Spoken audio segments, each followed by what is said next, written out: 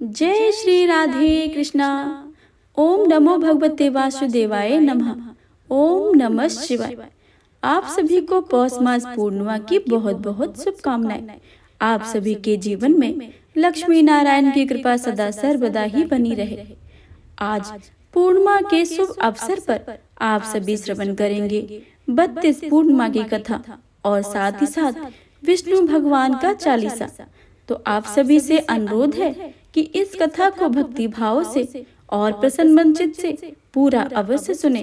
प्रेम से बोले कृष्ण कन्हैया लाल की जय। द्वापर युग में एक बार माता यशोदा ने अपने पुत्र भगवान श्री कृष्ण से कहा कि हे श्री कृष्ण, तुम संसार के रचयिता और पालन करता हो। आज मुझे कोई ऐसा उपाय बताओ जिसके करने से स्त्रियों को सौभाग्य की प्राप्ति हो, साथ ही उनकी सभी मनोकामनाएं पूर्ण हो जाएं। तब श्री कृष्ण ने कहा कि हे माता, मैं आपको एक अचूक उपाय बताता हूँ, सो आप विस्तार पूर्वक सुनिए। सौभाग्य की प्राप्ति के लिए स्त्रियों को 32 पूर्णिमाओं का व्रत करना चाहिए। इस व्रत को करने से स्त्रियों को सौभाग्य तथा संपत्ति की प्राप्ति होती है। यह व्रत अचल सौभाग्य को देने वाला है और भगवान शंकर के प्रति मनुष्य मात्र की भक्ति को बढ़ाने वाला है। यशोदा जी कहने लगी कि कृष्ण, सर्वप्रथम इस व्रत को मृत्युलोक में किसने किया था? इसके विषय में विस्तार पूर्वक मुझसे कहो। श्री कृष्ण जी कहने लगे कि इस भूमंडल पर एक अत्यंत प्रसिद्ध राजा चंद्रहास से पालित अनेक प्रकार के रत्नों से परिपूर्ण कातिका नाम की एक नगरी थी। वहां धनेश्वर नाम का एक ब्राह्मण था और उसकी स्त्री अति सुशील रूपवती थी। दोनों ही उस नगरी में बड़े प्रेम के साथ रहते थे। घर में धन धान्य आदि की कोई कमी नहीं थी। उनके एक बड़ा ही दुख था कि उनके कोई संतान नहीं थी, जिस वजह से वह बहुत दुखी रहते थे। एक दिन एक बड़ा तपस्वी योगी उस नगरी में आया और वह योगी बाकी सभी घरों में भिक्षा मांगकर भोजन किया करता था, लेकिन उस ब्राह्मण के घर से कभी भी भिक्षा नहीं किया करता था। एक दिन योगी गंगा किनारे भिक्षा मांगकर प्रेम पूर्वक खा रहा था कि धनेश्वर ने योगी को यह सब करते देख लिया। सब कार्य किसी प्रकार से देख लिए। अपनी भिक्षा अनादर से दुखी होकर धनेश्वर योगी से बोले, और सभी घरों में भिक्षा लेते हैं, परंतु मेरे घर की भिक्षा कभी भी नहीं लेते हैं। इसका क्या कारण है? योगी कहने लगा कि आपके धर्म हमें इस बात की आज्ञा नहीं देता है, क्योंकि आप अभी गृहस्थ जीवन में एक सुख से वंचित हैं। आपके घर संतान होने पर मैं आपके घर से भी भिक्षा स्वीकार कर लूंगा। उन्होंने कहा कि जिसे संतान नहीं है उसके घर से भिक्षा लेने से मेरे भी पतित हो जाने का भय है। धनेश्वर की यह बात सुनकर बहुत दुखी हुआ और हाथ जोड़कर योगी के पैरों पर गिर पड़ा और दुखी मन से कहने लगा कि आप मुझे संतान प्राप्ति के उपाय बताएं। आप तो सर्वज्ञ हैं, मुझ पर अवश्य ही कृपा कीजिए। धन की मेरे घर में कोई कमी नहीं है, लेकिन मैं संतान न होने के कारण अत्यंत दुखी हूँ। आप मेरे इस दुख का हरण कीजिए। यह सुनकर योगी कहने लगे, तुम माता चंडी की आराधना करो। घर पहुंचकर उन्होंने यह सारी बात अपनी पत्नी को बताई और खुद वन में चला गया। वन में पहुंचकर उसने माता चंडी की आराधना और उपवास किया। माता चंडी ने 16 दिन के बाद उसको सपने में दर्शन दिए और कहा कि हे धनेश्वर, जा, तेरे पुत्र रत्न प्राप्त होगा, लेकिन उसकी आयु सिर्फ 16 वर्ष की होगी। 16 वर्ष की आयु में उसकी मृत्यु हो जाएगी। अगर तुम दोनों स्त्री और पुरुष 32 पूर्णिमा का व्रत करोगे तो यह दीर्घ आयु हो जाएगा। जितनी तुम्हारे समर्थ हो उतने आचे के दिए जलाकर शिव जी भगवान की पूजा करना, लेकिन 32 पूर्णिमा ही होनी चाहिए। सुबह होते ही तुम इस स्थान के पास एक आम का पेड़ दिखाई देगा, उस पर चढ़कर एक फल तोड़कर अपने घर ले जाना। अपनी स्त्री को इस बारे में बताना। सुबह होने के पश्चात वह स्वच्छ होकर शंकर जी का ध्यान करके उस फल को खा ले। तब भगवान शंकर की कृपा से उसको गर्भ हो जाएगा। जब ब्राह्मण सुबह उठा तो उसे उस स्थान पर आम का पेड़ दिखाई दिया, लेकिन वह चढ़ नहीं पा रहा था। यह देखकर उसे बड़ी चिंता हुई। उसने भगवान गणेश की उपासना की और कहा कि हे दयानिधि, अपने भक्तों के विघ्नों का नाश करके उनके मंगल कार्य को करने वाले, दुष्टों का नाश करने वाले, रिद्धि सिद्धि देने वाले, आप मुझे इतना बल दें कि मैं अपनी मनोकामनाएं पूरा कर सकूं। इसके बाद वह पेड़ से फल तोड़कर अपनी पत्नी के पास गया। उसकी पत्नी ने पति के कहे अनुसार इस फल को खा लिया और वह गर्भवती हो गई। देवी की कृपा से उसे बहुत सुंदर पुत्र पैदा हुआ। उसका नाम उन्होंने देवीदास रखा। माता पिता के हर्ष और शोक के साथ वह बालक बढ़ने लगा। भगवान की कृपा से बालक बहुत ही सुंदर था, सुशील और पढ़ाई लिखाई में भी बहुत ही निपुण था। दुर्गा जी के कथानुसार उसके माता ने 32 पूर्णमासी का व्रत रखा।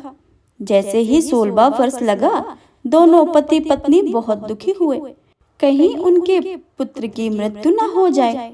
उन्होंने सोचा कि अगर उनके सामने यह सब कुछ हुआ तो वह कैसे देख पाएंगे।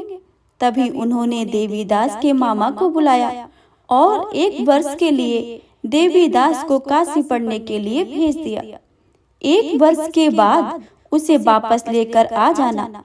देवीदास अपने मामा के साथ घोड़े पर सवार होकर चल दिया। उसके मामा को यह बात नहीं पता थी। दोनों पति पत्नी ने 32 पूर्णिमा का व्रत पूरा किया। दूसरी तरफ मामा और भांजे दोनों रात गुजारने के लिए रास्ते में एक गांव में रुके। उस दिन उस गांव में ब्राह्मण की कन्या का विवाह होने वाला था। जिस धर्मशाला में वर और बारात आकर रुके थे, वही धर्मशाला में देवीदास और उसका मामा ठहरे हुए। उधर कन्या को तेल आदि चढ़ने के बाद जब लग्न का समय आया तो वर की तबीयत खराब हो गई।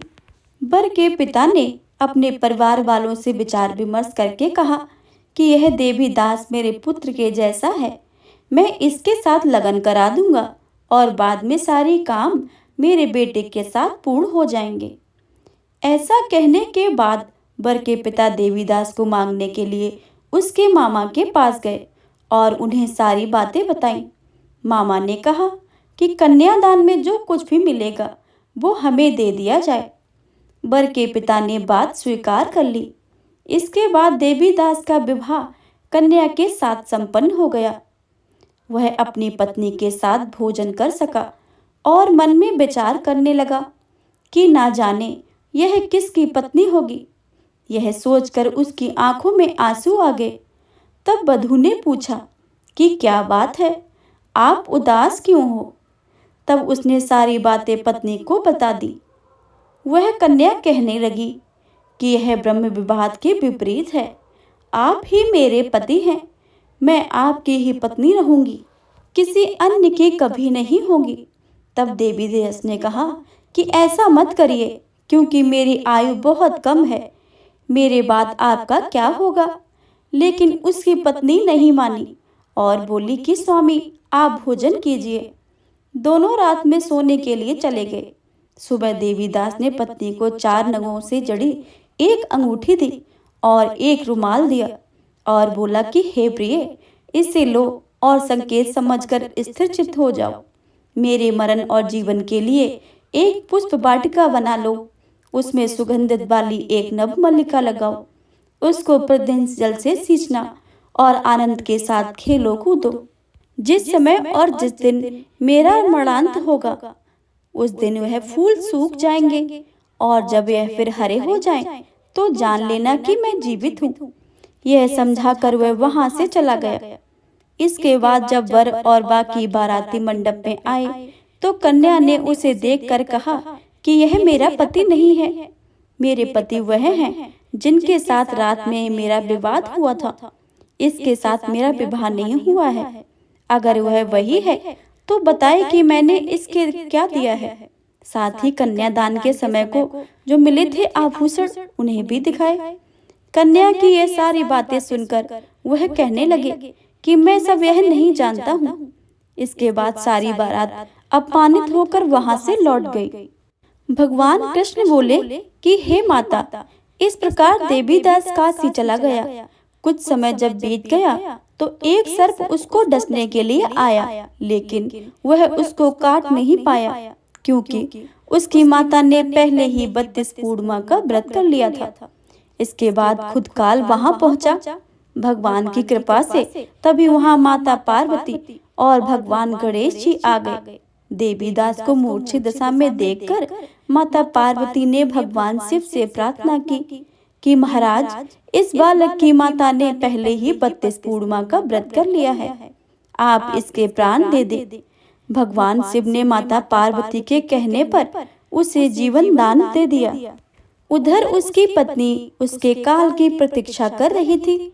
उसकी पत्नी ने जाकर देखा कि पुष्प और पत्र दोनों ही नहीं हैं, तो उसको बहुत आश्चर्य हुआ। और जब उसने देखा कि पुष्प वाटिका फिर से हरी हो गई है, तो वह समझ गई है कि उसका पति जिंदा हो गया है।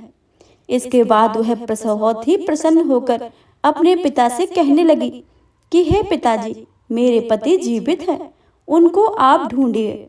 जब 16 वर्ष व्यतीत हो गए तो देवीदास भी अपने मामा के साथ काशी के लिए चल दिया। इधर उसकी पत्नी के परिवार वाले उन्हें ढूंढने के लिए जा ही रहे थे कि उन्होंने देखा कि देवीदास और उसके मामा उधर ही आ रहे थे। उसको देखकर उनके ससुर बहुत ही प्रसन्न हुए और उसे अपने घर ले आए। वहां सारे इकट्ठे हो गए और कन्या ने भी उसे पहचान लिया। देवीदास ने इसके बाद अपनी पत्नी और मामा को लेकर वहां से चल दिया। उसके ससुर ने उसे बहुत सारा दान दहेज दिया। जब वह अपने घर की तरफ चल रहा था तो उसके माता पिता को लोगों ने खबर दी कि तुम्हारा पुत्र देवीदास अपनी पत्नी और मामा के साथ आ रहा है। ऐसा समाचार सुनकर पहले तो उन्हें विश्वास ही नहीं हुआ, लेकिन जब देवीदास आया और उसने अपने माता पिता के पैर छुए तो देवीदास के माता पिता ने उनका माथा चूमा और दोनों को अपने सीने से लगा लिया। दोनों के आने की खुशी ने धनेश्वर ने बहुत सी दान दक्षिणा ब्राह्मणों को दी। श्री कृष्ण जी कहने लगे कि इस तरह धनेश्वर को 32 पूर्णिमा व्रत के करने से संतान प्राप्त हुई। जो स्त्रियां इस व्रत को करती हैं वह जन्म जन्मांतरों तक वैधव्य दुख को नहीं भोगती हैं और सदैव सौभाग्यवती रहती हैं। यह मेरा वचन है। यह व्रत संतान देने वाला है और सभी मनोकामनाओं को पूर्ण करने वाला है। तो प्रेम से बोलिए भगवान भोलेनाथ माता पार्वती की जय, विष्णु भगवान की जय। हे प्रिय भक्तों, अब आप सभी श्रवण करिए विष्णु भगवान का चालीसा तथा विष्णु भगवान की आरती। विष्णु सुनिए विनय सेवक की चितलाए, कीरत कुछ वर्णन करूं दीजिए गान बताए। नमो विष्णु भगवान खरारी, कष्ट न सावन अखिल बिहारी। प्रबल जगत में शक्ति तुम्हारी, त्रिभुवन फैल रही उजियारी। सुंदर रूप मनोहर सूरत, सरल स्वभाव मोहनी मूरत। तन पर पीतांबर अति सोहत, बैजंती माला मन मोहत। शंख चक्र कर गदा विराजे, देखत दैत्य असुर दल भाजे। सत्य धर्म मद लोभ न गाजे, काम क्रोध मद लोभ न छाजे। संत भक्त सज्जन मन रंजन, धनुज असुर दुष्टन दल गंजन। सुख उपजाए कष्ट सब भंजन, दोष मिटाए करत जन संजन। पाप काट भव सिंध उतारण, कष्ट नाश कर भक्त उबारण। करत अनेक रूप प्रभु धारण, केवल आप भक्ति के कारण। धरई धेनु बन तुम्हें पुकारा, तब तुम रूप राम को धारा। भार उतारे असुल दर मारा, रावण आदक को संघारा। आप 12 रूप बनाया, हरणाक्ष को मार गिराया। धर्म तस्य तन सिंधु बनाया, 14 रत्नन को निकलाया। अभिनख असुर चंद मचाया, रूप मोहनी आप दिखाया। देवन को अमृत पान कराया, असुरन को छवि से बहलाया। कर में रूप धर सिंधु मझाया, मंद्राचल गिर तुरत उठाया। शंकर का तुम फंद छुड़ाया, भस्मासुर का रूप दिखाया। वेदन को जब असुर डुबाया, कर प्रबंध उन्हें ढूंढवाया। मोहित बन कर खल ही नचाया, उस कर भस्म तुमने करवाया। असुर जलंधर अति बलिदाई, शंकर से उनकी ने लड़ाई। हार पार शिव सकल बनाई, कीन सती से छल खल जाई। सुमरन कीने तुम शिवरानी, बतलाई सब विपत कहानी। तुम तब बने मनीश्वर गानी, वृंदा की सब सुरत भुलानी। देखत तीज धनुज सैतानी, वृंदा आए तुम्हें लिपटानी। हो इस पर से धर्म क्षतिमानी, हना असुर उर शिव सैतानी। तुमने ध्रुव पहराद उबारे, हिरणाकुश आदिक खल मारे। गणिका और अजामिल तारे, बहुत भक्त भव सिंध उतारे। हरहु सकल संताप हमारे, कृपा करो हरि सिरजनहारे। देखो मैं निज दरस तुम्हारे, दीन बंधु भक्तन हितकारे। चाहत आपका सेवक दर्शन, करहूँ दहा अपनी मधुसूदन। जानू नहीं योग्य जप पूजन, होए यज्ञ स्तुति अनुमोदन। शील दया संतोष सुलक्षण, विदित नहीं बत बोध विलक्षण। करहूँ आपका किस विधि पूजन, कुमत बिलोक होत दुख भीषण। करहूँ प्रणाम कौन विधि सुमिरन, कौन भांति में करहूँ समर्पण। सुर मुनि करते सदा सेवकाई, हर्षित रहते परम गति पाई। दीन दुखिन पर सदा सहाई, निज जन जान लेब अपनाई। पाप दोष संताप नसाओ, भव बंधन से मुक्त कराओ। सुख संपत्ति दे सुख उपजाओ, निज चरणन को दास बनाओ। निगम सदा ये बिनय सुनावे, पढ़े सुने जो जन सुख पावे। प्रेम से बोलिए भगवान विष्णु की जय, माता लक्ष्मी की जय। ओम जय जगदीश हरे, स्वामी जय जगदीश हरे। भक्त जनों के संकट, दास जनों के संकट, क्षण में दूर करे। ओम जय जगदीश हरे। जो ध्यावे फल पावे, दुख बिन से मन का। सुख संपत्ति घर आवे, कष्ट मिटे तन का। ओम जय जगदीश। मात पिता तुम मेरे, शरण गहूँ किसकी। स्वामी शरण पढ़ूँ मैं किसकी। तुम बिन और न दूजा, आस करूँ जिसकी। ओम जय जगदीश हरे। तुम पूर्ण परमात्मा, तुम अंतर्यामी। पार ब्रह्म परमेश्वर, तुम सबके स्वामी। ओम जय जगदीश हरे।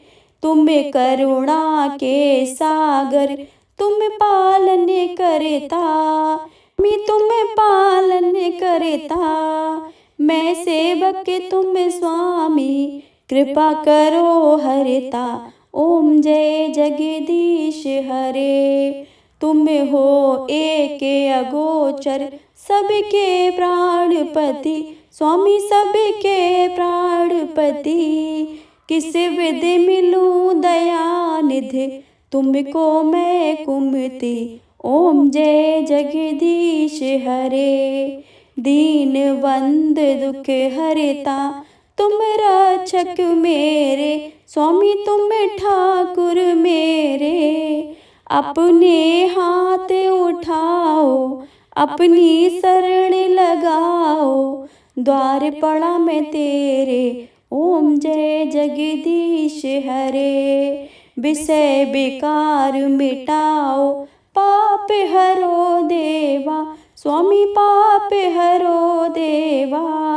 श्रद्धा भक्ति बढ़ाओ, बल और बुद्धि बढ़ाओ, संतन की सेवा, ओम जय जगदीश हरे।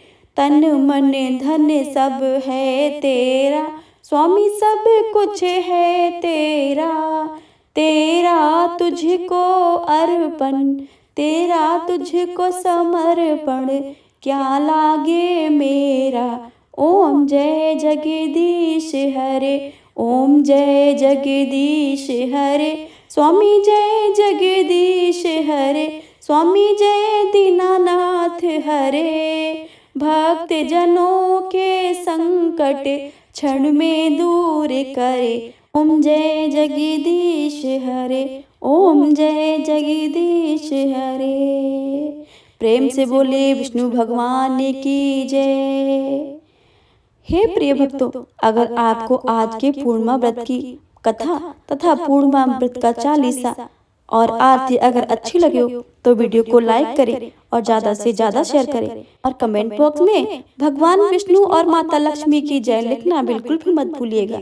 चैनल पर अगर आप नए आए हैं तो चैनल को सब्सक्राइब करके बेल आइकन को अवश्य दबा लें ताकि आने वाली सभी वीडियो की जानकारी सबसे पहले आपके पास पहुंचे।